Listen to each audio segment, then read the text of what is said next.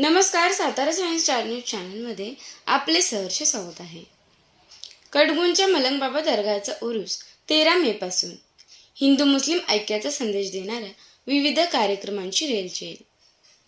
सातारा जिल्ह्यातील कडगुण येथील हिंदू मुस्लिम ऐक्याचे प्रतीक मानल्या जाणाऱ्या हजरत पीर सय्यद जलालुद्दीन मोहम्मद शाह उर्फ मलंगबाबा दर्गाचा पारंपरिक उरूस 13 मे पासून उत्साहात साजरा होत आहे.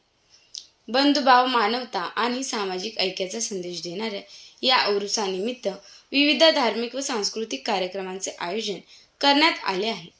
अखिल भारतीय मानव एकता सेवा समितीच्या वतीने आयोजित करण्यात आलेले वार्षिक स्नेहसंमेलन आणि दिल्लीतील सुप्रसिद्ध कव्वाल असलम अकरम वारसी यांच्या कव्वालीचा शानदार मुकाबला हे यंदाच्या उरसाचा प्रमुख आकर्षण ठरणार आहे. समतेचे पुरस्कर्ते महात्मा ज्योतिराव फुले यांची जन्मभूमी आणि मलंगबाबा यांचे वास्तव्य लाभलेले कडगुण गाव सामाजिक ऐक्य आणि मानवतेच्या विचारांसाठी ओळखले जाते.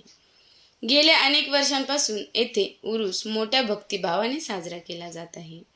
उरसानिमित्त 12 मे रोजी 8 वाजता एक मिनार मशीद येथून संदल मिरवणुकीचे आयोजन करण्यात आले आहे. दरगाहचे उत्तराधिकारी हजरत सय्यद शाह वहीदुर रहमान व काली शाहू कादरी रहमान शाह बाबा यांच्या नेतृत्वाखाली निघणारी ही मिरवणूक रात्री उशिरा दर्गापर्यंत पोहोचणार असून त्यानंतर मलंग बाबा यांच्या समाधीवर संदल लावून धार्मिक विधी पार पडणार आहेत. 13 मे रोजी मुख्य उरूस साजरा करण्यात येणार असून दुपारी अखिल भारतीय मानव एकता सेवा समितीच्या वतीने स्नेहसंमेलन होणार आहे. या कार्यक्रमात सातारा जिल्ह्यातील मान्यवर व्याख्याते, विविध धर्मांचे धर्मगुरू, स्थानिक लोकप्रतिनिधी, सामाजिक कार्यकर्ते आणि राजकीय नेते सहभागी होणार आहेत.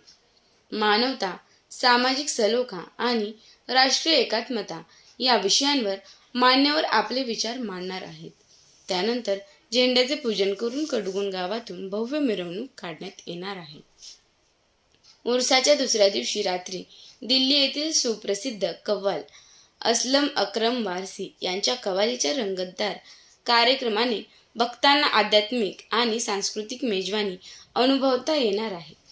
महाराष्ट्रासह कर्नाटक आणि आंध्र प्रदेशातून हजारो भाविक मलंगबाबांच्या दर्शनासाठी उपस्थित राहणार असून उरसानिमित्त महाप्रसादाचेही आयोजन करण्यात आले आहे. उरसातील विविध धार्मिक व सांस्कृतिक कार्यक्रमांना उपस्थित राहण्याचे आवाहन आयोजकांनी केले आहे.